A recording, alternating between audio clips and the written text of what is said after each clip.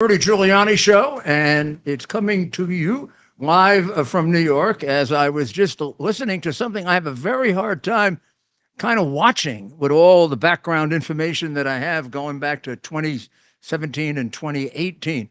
To watch these two guys who are very both not one of them deeply involved and the other deeply knowledgeable about probably one of the biggest frauds, one of the biggest acts of corruption, one of the biggest sellouts of government in American history. And of course, they're both talking as if things are normal. Uh, Zelensky is completely aware of every crime Biden committed in Ukraine, which were many. He also is completely aware of the fact that his predecessor took enormous amounts of bribes and did nothing about it. His mentor and the guy that put him in office and paid for it was the number one money launderer in Ukraine, who has an overview of everything, including, according to certain witnesses, the Biden offshore bank accounts that Treasury Department has never made an effort to go get. I mean, this guy is a this guy makes Sammy the Bull look like he didn't know very much about John Gotti.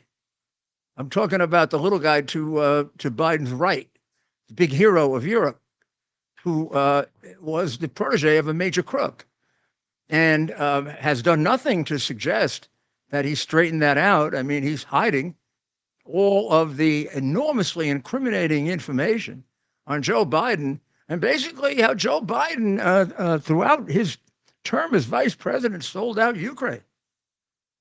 Sold them out during the Obama administration when his predecessor, who was a massive thief, Poroshenko, told me that Obama and Biden basically gave them pea shooters to fight with Russia.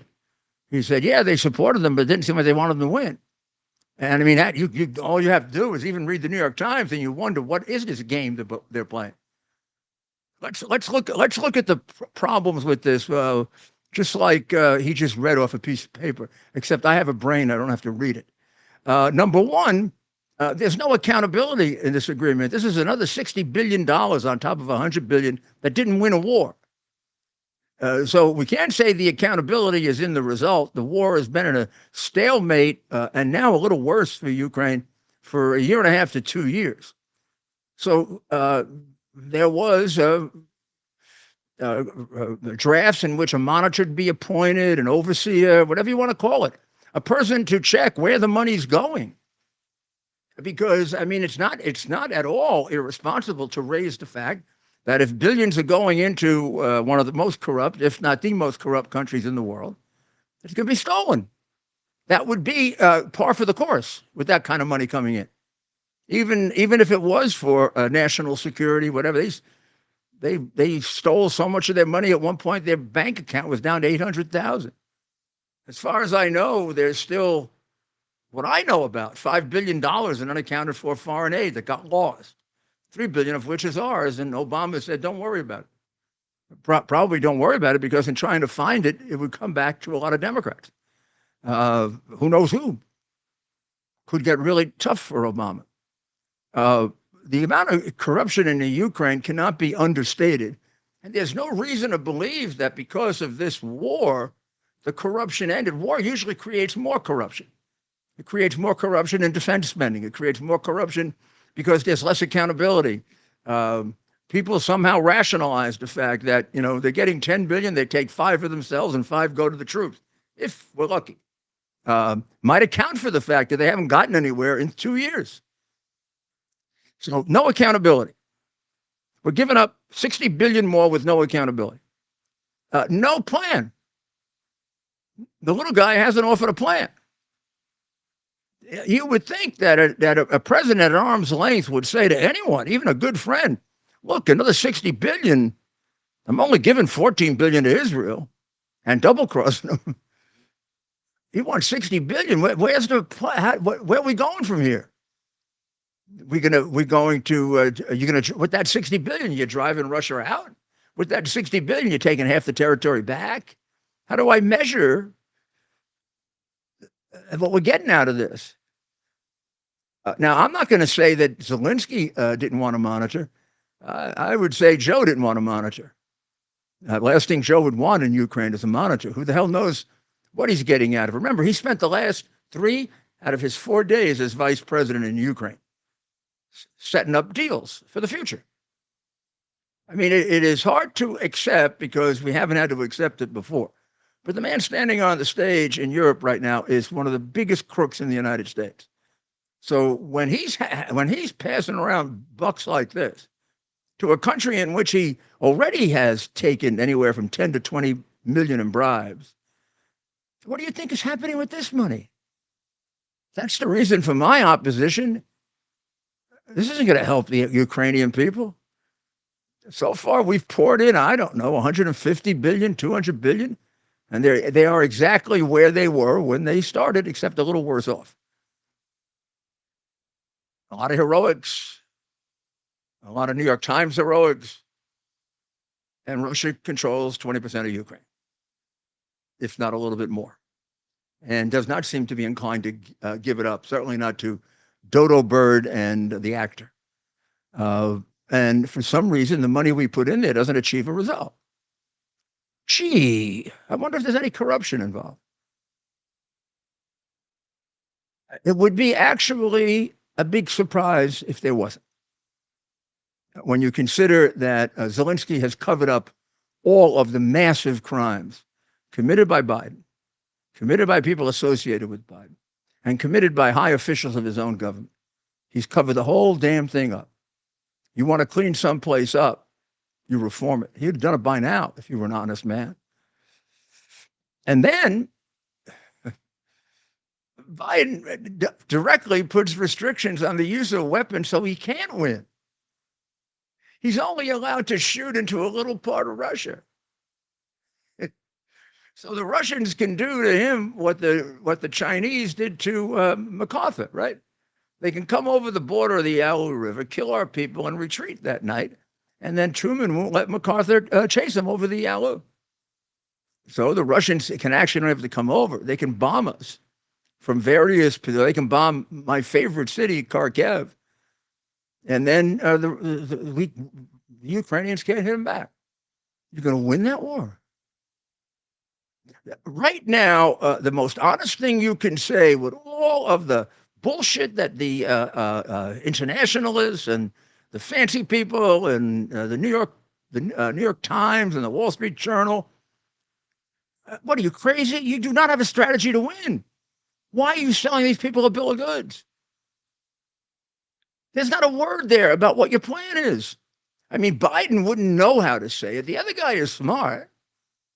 I mean, his broken English is better than Biden's, whatever that is.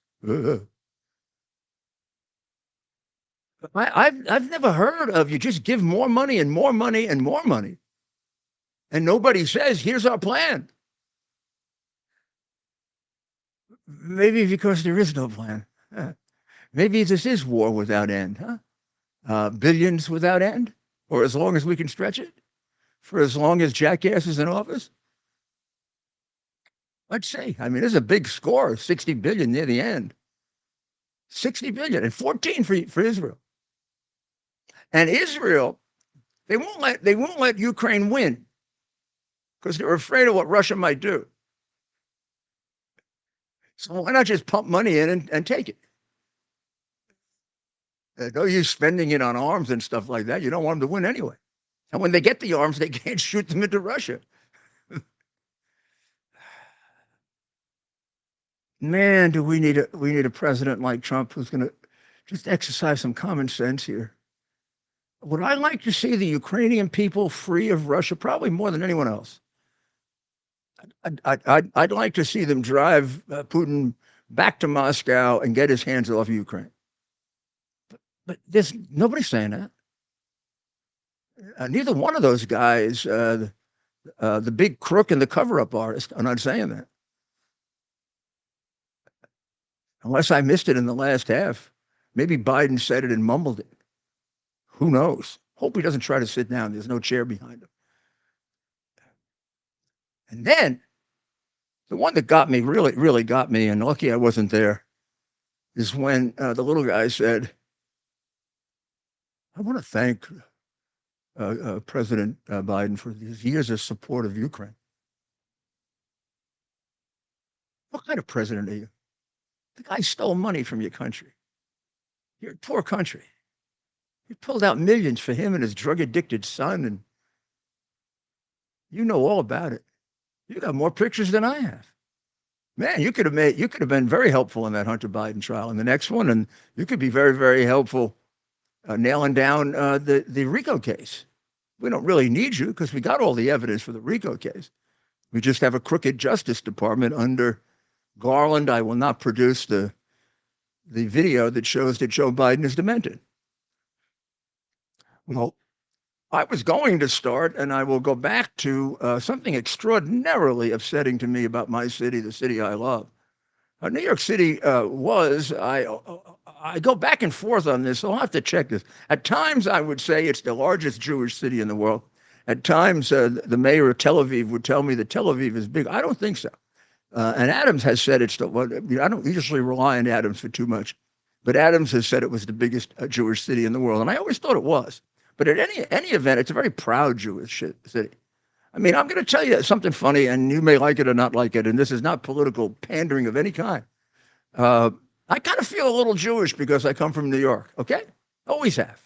Now, is that why I'm a massive, overwhelming supporter of Israel? I'd be an overwhelming supporter of Israel if I came from Omaha, Nebraska, or I would never come from Los Angeles.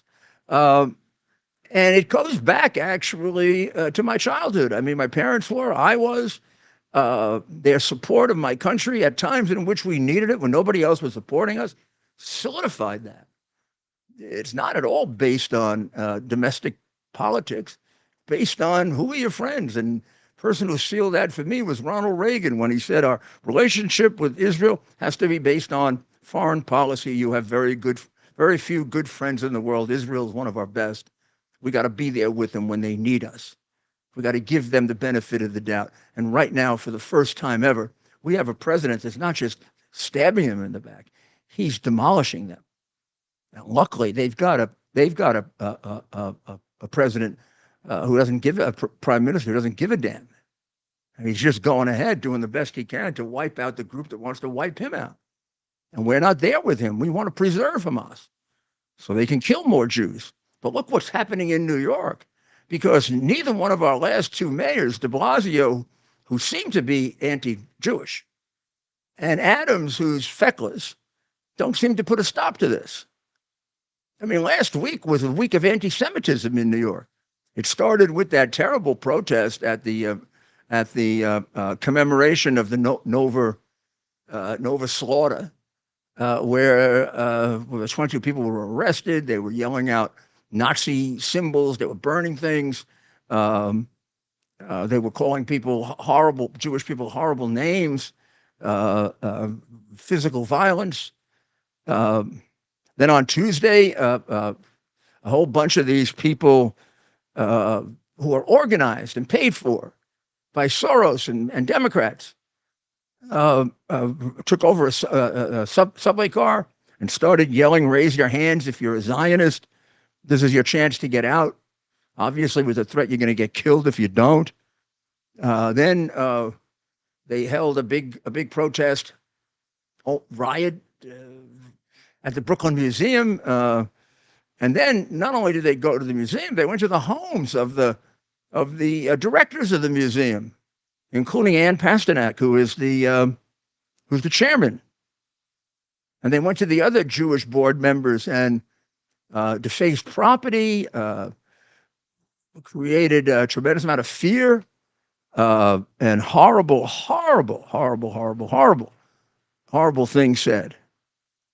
And I would say that Carol Markowitz, who begins her article today, "How much more are Jews in New York City expected to take?" asked a very, very poignant and very, very important question. Did a pretty good job of answering it. They shouldn't take any more.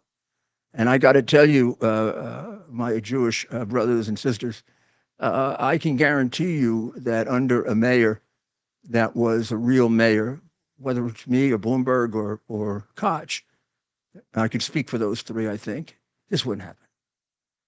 This has been over with on day one. You think Ray Kelly put up with this for Bloomberg, or either one of my commissioners, Bratton, or Howard Safer, or Bernie? We would have to tell them. I'm not even sure they try it, because they'd be sitting in jail. Instead, de Blasio, when it first started, all the started, hate doesn't have a home in New York. And then all he did is encourage it. And Adams, that's his same answer. Hate doesn't have a home in New York. What the hell are you doing about it? Let's make it really uncomfortable for them. They go in and Bragg lets them out. I mean, Bragg is too interested in framing Trump to worry about the Jewish people in New York. I mean, he doesn't worry about anybody. So I'm not gonna hit him with being particularly anti-Semitic. He's anti-white. Look what he's doing to that kid Pence. And then, I mean, Adams at least says the right things. Doesn't do the right things, but he says the right things. Maybe if everything were clear and he didn't have to take any political heat, he would do the right things. So we have a little hope there. But City Council Speaker Adrienne Adams, not related to him, what the hell is she all about? They want to pass a resolution calling for a ceasefire in Hamas. Now, where do these nitwits think they have a role in foreign policy? God forbid. Have you ever seen them? I mean, these guys are basically hanging on by a.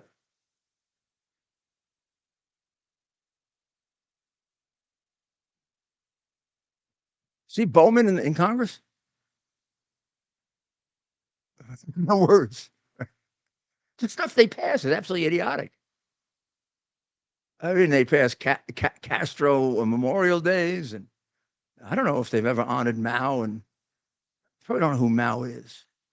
They're not. I mean, they're a number of things, including very woke, very left, very silly.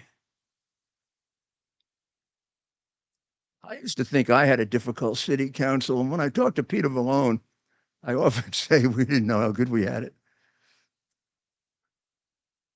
At least they all, not all, but most of them had some common sense. You know, they did everything in this city to make crime abundant. And Cuomo did it. In 2019, he passed all those laws, including the bail law that puts out 4,000, 5,000, 6,000 people that shouldn't be walking around beating the hell out of you. Reduce the age so that if you're 17 or 16 and you kill your parents and eat them, you don't get treated like an adult, and we don't get to hear your name. They did the discovery laws, which apply in everything but in the Trump case, where you have to give the discovery right away or the case is dismissed. Now, Trump never got discovery. Until the end, he didn't even know what the crime he was charged with was. But there's an exception in New York. The law does not apply to Republicans because it's a Democratic dictatorship. But it applies to criminals because most criminals vote Democrat. So a lot of criminals go out on this discovery craziness. District Attorney Suarez in Albany, who began as a progressive whose ideas used to drive me nuts when I would occasionally read them and when I read the Albany Times-Union. He is really all out against changing this because the crime rates in his city have skyrocketed in Albany, no matter what he does, because his hands are tied. What is Bragg doing that for us? So Soros is being challenged by lefty progressive Democrats who want to keep Albany dangerous and make it even more dangerous. Maybe you could get like Rochester. Rochester set a record with a Soros DA for murder. Never before in the history of Rochester had they had so many murders. And all those, when I went and campaigned with my son when he was running in the Republican primary for governor, I was shocked at the crime rates up there because when I was mayor, it was confined to New York. The people up there would, they like want me to tell stories about crime. They didn't know about it. They used to leave their door open. Now, per capita, some of those places have more crime than New York. But I mean, the Democrats in the legislature will not listen. They won't. Adams has tried uh, weakly, but he's tried. Hochul, makes a show of trying. I don't think she really tries, and then frankly, I don't think she would know what to do. She, I don't know where they find these people. I mean, remember, these are the same people that this week are going to do away with the New York regions. So nobody's graduation from a New York school will mean anything. They will have graduated and you will have no idea whether they passed or failed their exams. That could be really good for New York. We could be really good. We could quickly become the dumbest state in the country. We're certainly the biggest suckers in the country, having elected Adams and Hochul and Cuomo and one useless person after another, having 5,000 to 7,000 people walking around the streets that want to hurt us, and they're there on purpose. One of the things that the lefties want to do, which I am impressed with, they want to restore the mask law. Now, I happen to know the mask law really well because I used it very, very creatively against the Klan, which it was written for.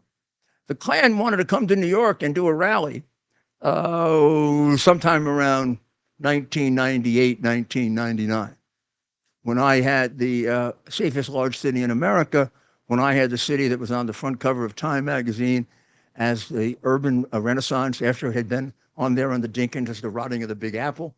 And I sure as hell was not going to let those bums ruin my city, but I had to give them First Amendment protection. My corporation counsel, Mike Hess, came to me and said, Mayor, you know we can force them to take their stupid hoods off. Only something like no more than two people. If you know, there was a certain limit, like two people. If you had more than two people or three people, you had to take your mask off. So we required it. And then they wanted all day. They wanted 12 hours of protest. I said, I want the mask off. I want to give them 1 hour. Of course, that was totally ridiculous. And of course, I lost. They got 4 hours instead of 12. The Times wrote that I lost. The Times had no idea what I was doing. No idea. I did that to the million-man march. It had 4 people. They wanted about 2 miles in 14 hours. I gave them 5 blocks in 4 hours. I lost. Ronald Reagan gave me the greatest piece of advice ever. Read the New York Times and do the opposite. That's why I was a successful mayor. So I used the mask law, and it worked well. I mean, the Klan showed up without the masks on. They got 4 hours. They only used 3 of them because there were like 20 Klan people that eventually showed up and about 4,000 New Yorkers that had them surrounded. The only way these Klan people were going to live is through the NYPD. So I think it was going to go to 4 o'clock, and I was just about 3 blocks away at City Hall, and they were near the federal or state courthouse. And Dan Connolly, who was my counsel, called me up, and Chief Hale, and they said they want to leave it. I mean, the last one, they wanted more time. The Million-Man March, it was 4 o'clock. That was the end. The court said 4 o'clock, 12 to 4. I got a call from Chief Hale. They want 20 more minutes because they got started late. And I said, tough luck. Turn off the sound. He said, well, I don't think they'll leave. I said, don't worry, they'll leave. He said, just trust me, Chief. But sound goes off, and over the top of the horizon come 4 helicopters. They went nuts. I got sued for 5 years for that, for scaring them with the helicopters. Helicopters were there to take their pictures. I wanted to see if it was. I wanted to prove that it wasn't a million-man march. We even had apparatus for like measuring the blocks that we used on New Year's Eve. I wanted to show it was more like about 30,000, not a million. A bunch of con artists. But they thought I did it to scare them, and I got sued personally, and it took about 5 or 6 years of litigation. I had to testify.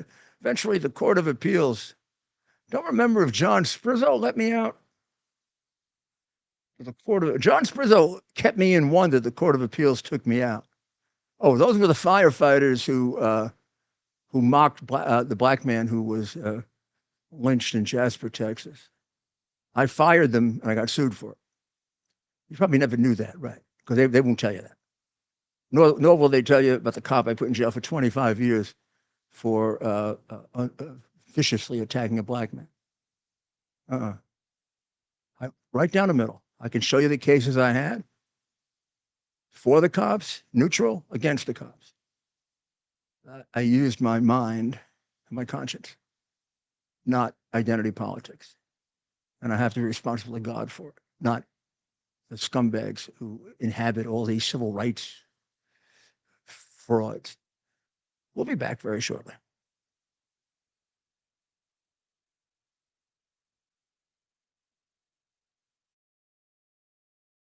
We're having the biggest sale ever on overstock clearance and brand new products. For example, save 60% on our Goose Down comforters, the best comforters ever. They go perfectly with our MyPillow bed sheets and duvet covers.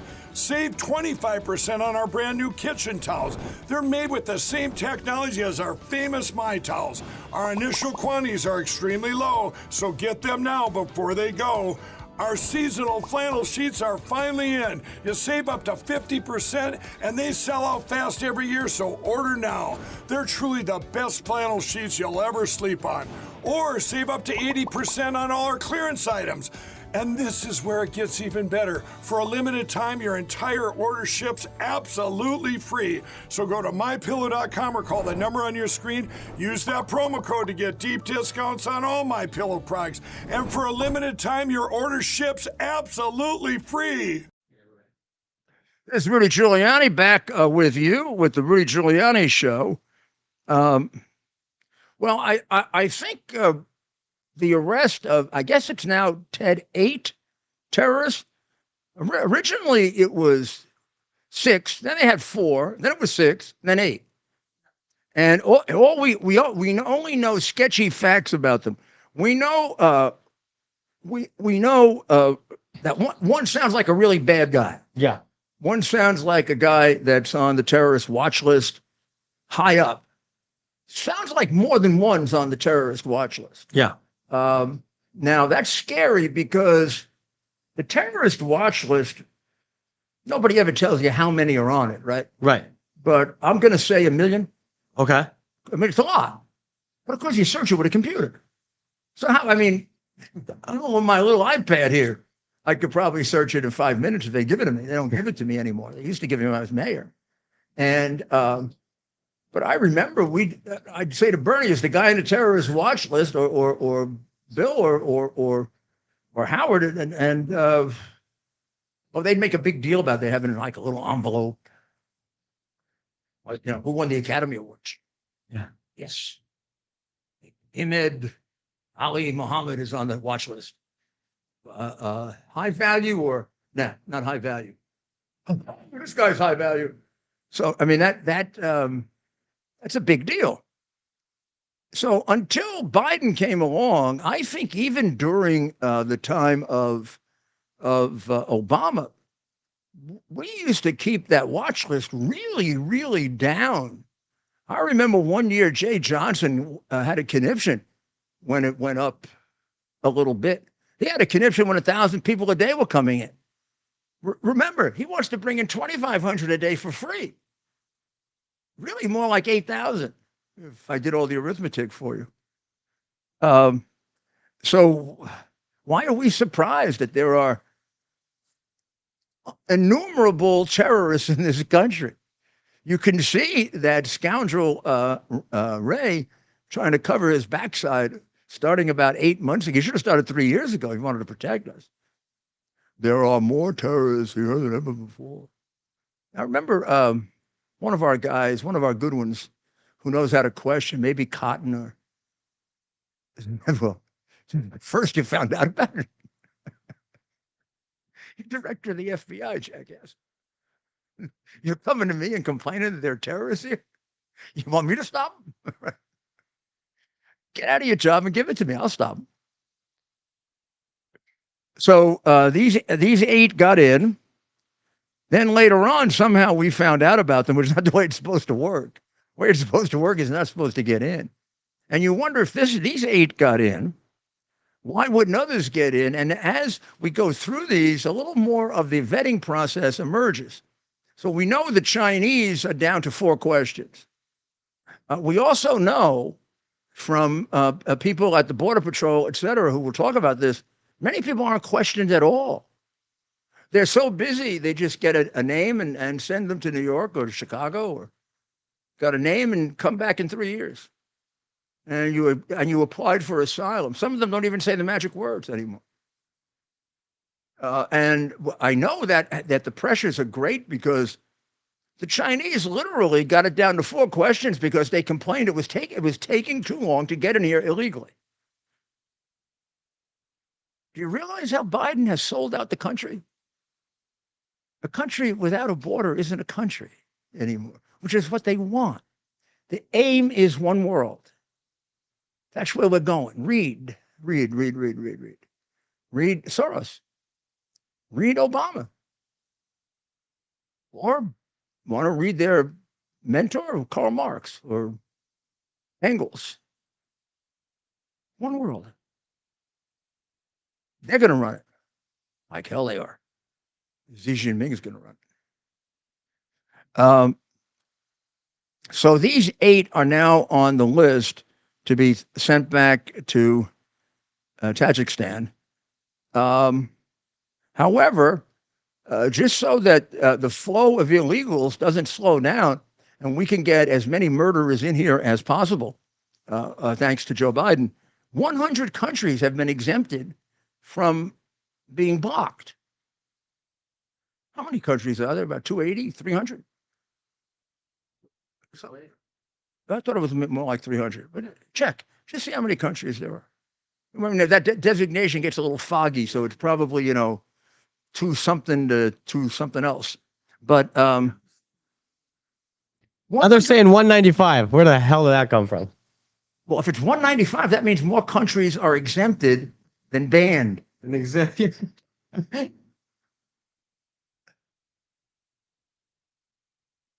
193 are members of the UN, and then there's 2 others. Oh, so what is that? Vatican City and more than half the countries of the world can send their people here, and we can't send them back. But we can send them back to Georgia, Moldova, Kyrgyzstan, Russia, Tajikistan, and Uzbekistan. We're allowed to send those back. But I mean, they rushed that little memo, 100. Come on, don't send them back. Let's keep them here. Gosh, we don't have enough murders this week. They haven't raped enough women. Yeah, and don't give me this being unfair to them or whatever. These people are a group where you have to err on the side of safety. The people are being brought in through the good auspices of the Mexican cartels. They are unvetted, which says to the world, let's send you our worst people. So we're going to get a lot more of those than we ever did before. And you can see by what's happening in the United States that that's the case. So Adams, remember Adams was going to get them all jobs? I said immediately that would be a joke because he should require them to get jobs and not give them any money if they don't have a job. Which was what my job fair program is. Well, he's actually had a great success there. He's gotten 2,000 jobs out of 165,000 that went through. Well, 65,000 went through the program. He's gotten 2,000 jobs. So I got in 6 years, I got something like 500,000 to 600,000 jobs for people. Am I that much better than him, or do I just have common sense? And I don't screw around. I don't give out no bid contracts for 3 times what it should be. And I create accountability. I go back and check and see if you did your job. And I go back and check and see if a guy like Zelensky, who is well known for spending most of his time with crooks, is allowing those crooks to steal all that money because it doesn't seem to be getting to the front lines. I just don't keep giving him money to hurt the Ukrainian people and my own people. So all of this turmoil at the border right now has produced several whistleblowers who say there's just about no face-to-face vetting at the border. And the people on the watch list, according to the estimates, have gone up from the SIA traffic over the border. And this is Todd Bensman, who's about as good on this as there is. Before Biden, everything is before Biden and after Biden. Before Biden, we had a great economy. After Biden, we have massive inflation. Before Biden, we were a world at peace. Now we're a world at war. Before Biden, we had 3,000 to 4,000 individuals who came in and were on the terrorist watch list, and we got rid of them right away. Now, under Biden, we've been averaging 70 to 80,000 that we locate, not including the ones who got through, per year. What does he invite him here? Gee, terrorists, come on in. I like you. I give money to the Ayatollah. I can't be that hard on you. And I tried to stop Trump from stopping you from coming in by accusing him of being a xenophobe. I don't even know what that means. This is the testimony of Patrol Agent Rodney Scott. Due to massive numbers of illegal aliens overwhelming the CBP, in-depth face-to-face interviews are non-existent.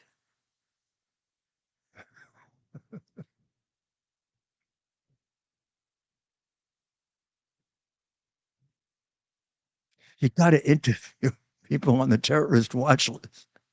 Or you got to interview and hold up a little to find out if they are on the television watch list.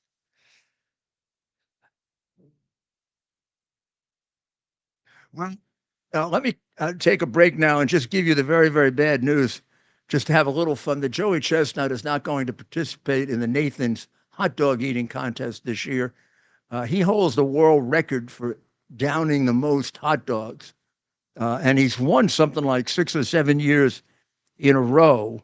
He has only one challenger, a Japanese guy who used to be number one, but can't keep up with him now. So last year he did something like 76 hot dogs and buns. That's the record. And if he doesn't participate, the second best guy they had can only do 49. Oh, this is going to be such a disappointment. You really give a damn. We'll be right back.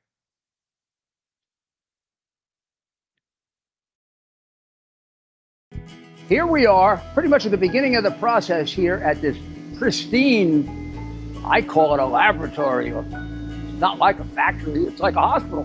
This is the beginning of the process for roasting. Deep grain, very good quality. Most people don't use this quality. We deal with small farmers because we like to know who we're dealing with. They give us the highest quality, all organic, non-GMO. You should know all Arabica beans, no Robusto, all Arabica. They're going to go into the roaster and it'll get roasted for about 20 minutes or so.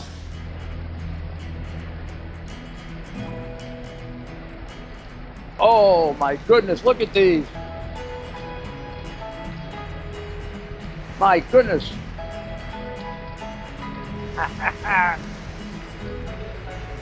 You're going to want to specially order these.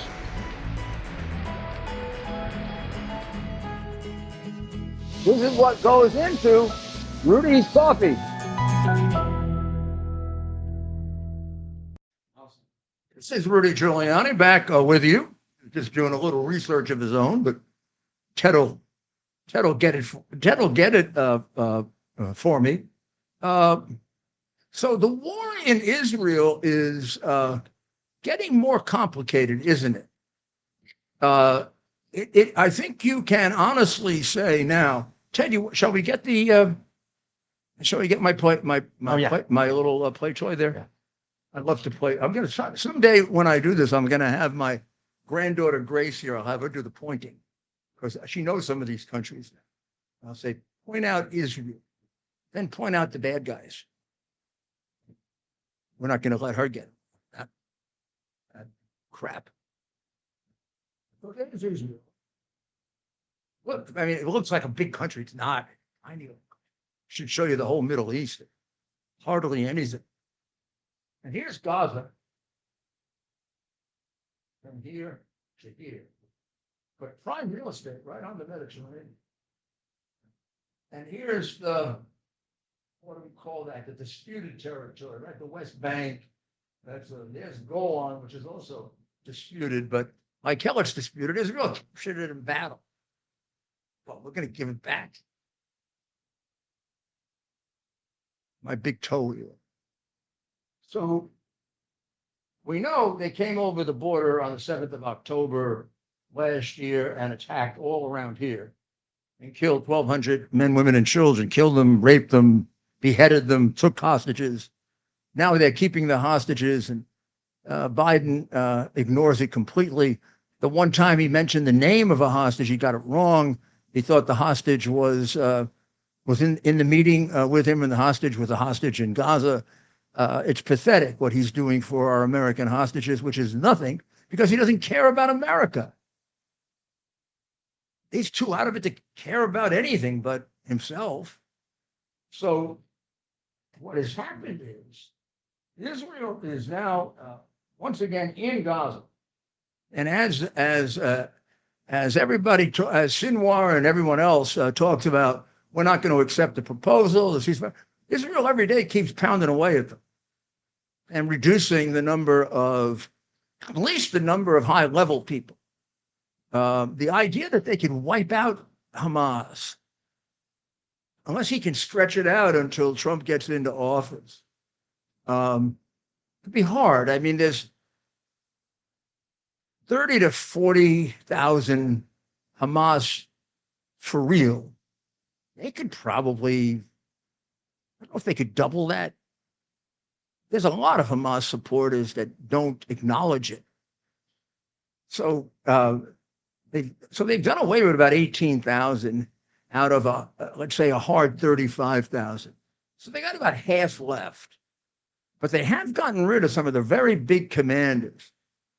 The one they haven't gotten is Sinwar, who is the one now who has rejected the ceasefire. So Biden, you remember a week ago, Biden, in order to change the agenda, came up with another one of his phony ceasefire proposals that he said was recommended by Israel. Within an hour, Israel said it was a non-starter. Hard to recommend something that's a non-starter. Think he was lying? Well, it would be unusual if he wasn't. Well, Hamas rejected it now. Hamas wants a ceasefire agreement in which Israel agrees that after 1 week of the temporary ceasefire, they're going to withdraw all their troops. I'm winning the war, and I'm going to withdraw all my troops. And you're not even agreeing to give me all my hostages. And you won't even tell me how many of those hostages are dead bodies. And I just extricated 4 and wiped out a whole group of your soldiers doing it. And I'm going to let you boss me around because you got Biden by the short hairs because he wants to win. He wants to win Michigan. What do I give a damn about him winning Michigan? Best thing can happen for Israel if he loses. So that action down here is going on here. But Hamas, in order to take some of the pressure off here, has reestablished a few small units up here in the northern part of Gaza. And there's a little shooting going on there. Nothing that the Israelis can't handle and without any real problem. The problem is up here in Lebanon, where you have Hezbollah, which is a bigger, better financed, closer to Iran terrorist group. And they have been bombing Israel regularly since October 7th. But the bombing at first was almost like courtesy bombing. They'd bomb like we do all the time. You know, we bomb empty fields. So they were bombing empty fields, and Israel was bombing empty fields back. But in order to create safety, Israel had to evacuate first 60 and then 100,000 people. This area up here. And now the bombs are hitting each other back very hard. It keeps every week. And it's hard to know. It's hard to know who's going first. In other words, it's the Israelis. It seems to me that Hezbollah slowly increased the pressure as Israel became more adamant about not agreeing to pull out. Forget ceasefire. What they want is for them to pull out and stop killing Hamas. So the Hezbollah increases the bombing. Now, let's realize this. Israel uses David's sling and the Iron Dome in northern Israel as effectively as it does down there. So when they shoot off, I don't know how many they did, I think 215 rockets yesterday were fired by Hezbollah. They didn't kill anybody. They didn't hit anything except a couple of houses with no casualties. Now, it did keep 60,000 Israelis from returning to their homes, which is a heck of a horrible thing, and they had to watch all this. And Israel, I don't think, wants to get involved in a second front war, but slowly but surely they are. But they are not backing off. But they are reactive. Hezbollah hits them hard, they hit them twice as hard. Hezbollah hits them harder, they hit them twice as hard. So they hit back, and in hitting back, they kill one of the biggest commanders that Hezbollah has. Because they first of all, their intelligence is much, much better. They know where to hit. They know who to hit. And they've got, just like they had in Iran when they were taking out all the nuclear scientists. You don't mess around with the Mossad. Their precision bombing Hamas doesn't even know what precision bombing is. Their precision bombing is they're lucky to get 3/4 of their bombs over the border. The other quarter attack them. Hezbollah is better than that. Maybe about 10% attack them. But they're also not so far using weapons that completely defeat their, thank God for Ronald Reagan, Star Wars defense. But it is going to create a problem for Israel if it has to do a two-front war. Now, it will be with a weakened Hamas and a somewhat weakened Hezbollah, because they've been quietly taking out some big assets of Hezbollah.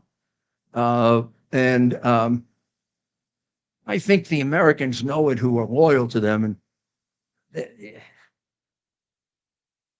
do you think Biden gets national security briefings? You never hear about them. Remember how all our presidents got national security briefings? I remember when Bush first did it on television. He would go down to his ranch, and he said, I actually saw that room. It was a great room. And he set up a security room at his ranch so he could, when he took vacation, he could get briefings and secure briefings. And they criticized him for getting it there, but I thought it was very smart. And then Obama continued that, and Trump continued that. And we used to hear about national security briefings. Sometimes there'd be a press conference afterwards, or I remember, sometimes disagreements would leak out between Boland and the president, or even, Obama had some disagreements, and the big disagreement about bin Laden. Biden was against it. Biden was against killing Biden was against killing bin Laden. Even Obama was in favor. Obama has more sympathy for the Islamic extremists than anyone. He realized that you had to take out bin Laden. He was against it. He was against killing Soleimani, who killed Americans left and right. I just think he hates us. He's playing for the other team, or he's playing for no team. He's playing for the demented team. Biden's demented. Where is John F. Kennedy when you need him? John F. Kennedy, come back. The Russians are in Cuba. Remember? Remember? You kicked them out? Remember? We won that against you outsmarted Khrushchev? Ha! You remember? Did you know Biden, John F. Kennedy? Well, he plagiarized your speeches. He plagiarized your brother's speeches, and he plagiarized Neil Pinnock's life. And then he became president. And he is, if they really told the truth, he's probably the dumbest man to occupy the Senate in the 20th century. So he's got, if I'm reading this right, he's got 4 Russian warships, including a nuclear submarine sitting in Cuba. 200 miles off Florida. We were going to go to nuclear war if they sent. That doesn't matter now. They arrived in Havana Bay on Wednesday, and they didn't want to hide it. They wanted to stick it up Biden's rear end, and they did a 21-gun salute. Like, this is to show you Americans you got one massive pussy in the White House. The sub is known as the Kazan, a Yasin-class nuclear cruise missile submarine. Here's one of the ships right there on TV. That's a good-looking battleship. So time to read The Hunt for the Red October, to talk about, new level Russian submarines that the Russian commander. I won't tell you the whole story. It's one of the greatest books ever written. So how does the movie hold up compared to the book? One of those, like when we talked about The Longest Day, Cornelius Ryan's book about D-Day, great book, great movie. It holds up as well as The Godfather, as well as Gone with the Wind. It really, and also superb acting, which I hate to say because Alex Baldwin is in it before guns were going off without him firing it. And he's actually a young Alex Baldwin. He plays Ryan, the key figure. But Sean Connery steals the movie. Sean Connery plays the Russian, actually Lithuanian commander of the Red October, who is part of the Soviet Navy, but obviously not a believing communist, which a lot of Lithuanians weren't. My daughter-in-law is a Lithuanian. She and I have to. I'm going to find out if she knows that movie, and maybe I'll get her a copy of the book as a Father's Day present. I mean, Who? Z. Yeah. Oh, yeah. Say Grace, but maybe a few years from now, Grace. The admiral doesn't come from the same town that she came from. He comes from Vilnius, which is the capital and the biggest city in Lithuania. But Clancy was very smart to pick Lithuania, too. Lithuania was the most antagonistic of the Baltic states. Now, do you see the Baltic states are setting up their own energy grid with Poland? I mean, I used to work on this before I got involved in the Trump campaign. I used to work. I did this in Ukraine. I did in other places, trying to set up alternative energy sources to Russia before I got involved in the campaign. And that's why when it came up that we had to investigate Ukraine, I had been there 4 or 5 times. I knew it better than anybody. But the Russian Navy in Cuba, and it was not Fleet Week, like in New York. Now, the task is unclear whether the Kazan is currently armed with weaponry. But of course, our guy, Jake Sullivan, who's closely monitoring it, says it isn't, which probably means it is. Now, he's like the biggest jackass you ever met, right? What a complete nitwit. I can't wait for the debates. I can't wait. I really want to see what they, and I really want to see if I can, I can't seem to inveigle Dr. Maria in doing like a real deep dive. What do you give this guy? I got to go find a doctor who'll do that for me. I know for sure they're pumping him with something. Because look, think about this, Ted. We're going to do a little something maybe before the debate for next week to get ready for it. We'll show him, first we'll show him 10 years ago. Quick one. Then we'll show him 5 years ago. He was deteriorating. Then we'll show him now, and then we'll show different ones of him now, where he's marginally okay, like the State of the Union speech.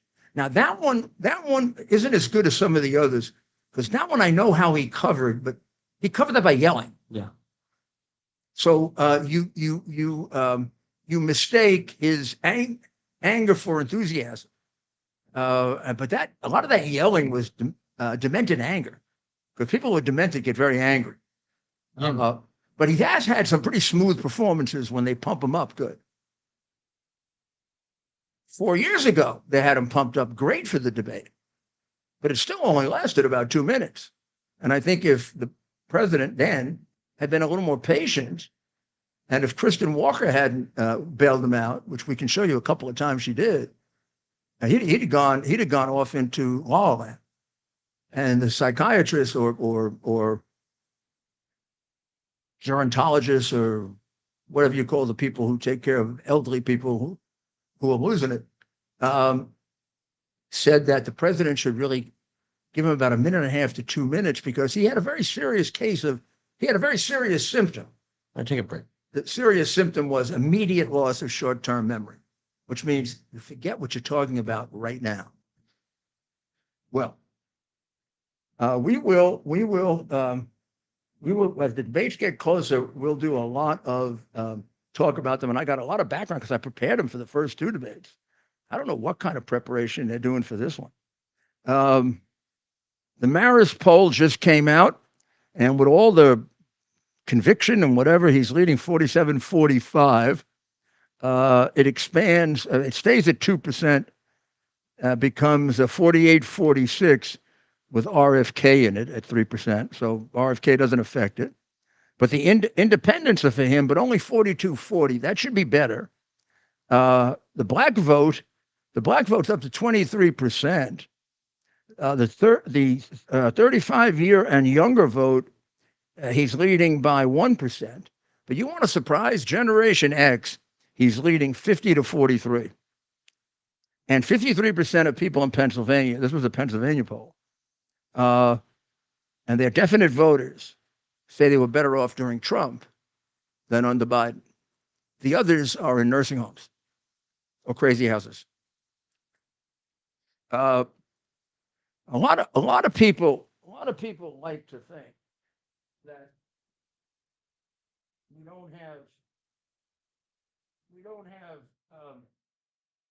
don't have inflation still going on. I want to show you that little thing there before we go off as my final thought. By the way, the mayor's final thought brought to you, sponsored by Trundle Towers, T2T.org. You send $11 in to take care of our police officers, our firefighters, our military, who lose their lives in the line of duty, make the ultimate sacrifice, or who end up in a situation where their bodies are impaired and they can't deal normally and be independent. And we do smart homes for them, and you do it when you put in $11 a month. And we're going to take care of the homeless veterans as well. Let me straighten that out. Well, you can. This is just a month to month. Just this month, motor vehicle, year to year. Those numbers now, you got to go over 4 years since Trump, maybe double that. So insurance is up 20% from last year. And transportation services is up 10% from last year. Tobacco products are up about 8%. Hospital services about 7%. Vehicle maintenance about 7%. And electricity about 6%. That's just year over year. Now, that doesn't count the 9% year. So we'll get you those tomorrow. But by the time we get to the day he came into office to now, how much has he taken out of your pocket? It'll be 30%. He will have reduced what you're worth by 30%. I'm sorry, just not a guy you want to support your family. He's not the guy to have around. Trump is, who we'll have some pictures of him throwing footballs later. I saw some pictures of him throwing footballs. Remember, Biden was a football player. He was drafted by the Green Bay Packers. What a liar. Well, on that note, the president is a liar. Garland has been held in contempt, but he'll probably get away with it because of the two-tier system of justice that we have. And the way Biden is going to wiggle out of not pardoning his son, if he goes to jail, he'll commute a sentence, and then he'll pardon him. When did he tell the truth? Why would anyone believe that he would tell the truth about that? And I'll tell you the other thing. I don't think he's ever going to see Navy Biden, ever. He's never going to see his granddaughter. He really one prick, isn't he? Never going to see his granddaughter. Both him, the stepmother in chief, and Hunter, who has gotten it down to bare minimum what he pays for her. They're not going to see him.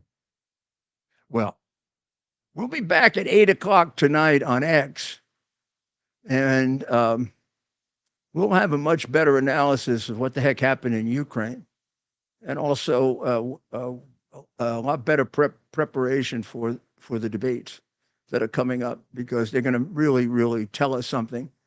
There's so much to it, including, is this a tryout for him to have the Democratic nomination? I don't know. I don't know. A lot of activity in Georgia, too. We just joined an appeal with President Trump there that I think has a good chance of hopefully dealing with that monstrosity. Well, pray for the people of Israel. Pray for the people of the United States. And God bless America. Delivers on its promise to do good and never forget the sacrifices America's greatest heroes have made for us. Heroes who risked their lives to keep our communities and our country safe. Heroes like United States Marine Corps Captain and pilot John Jeremy Sachs. Captain Sachs sustained fatal injuries when his military aircraft crashed during training, killing him and 5 other service members. He's remembered by loved ones as courageous, brilliant, and devoted to his career, family, and friends. John is survived by his wife, Amber, who gave birth to their second daughter 3 months after his death. Tunnel to Towers paid the mortgage on the family home for Amber and their 2 daughters. The foundation has helped over 1,000 military and first responder families navigate the worst of times by removing the burden of a mortgage payment. Our nation's heroes and their families need your help now more than ever. Donate $11 a month to Tunnel to Towers at T2T.org. T2T.org. That's T, the number 2T.org. T2T.org.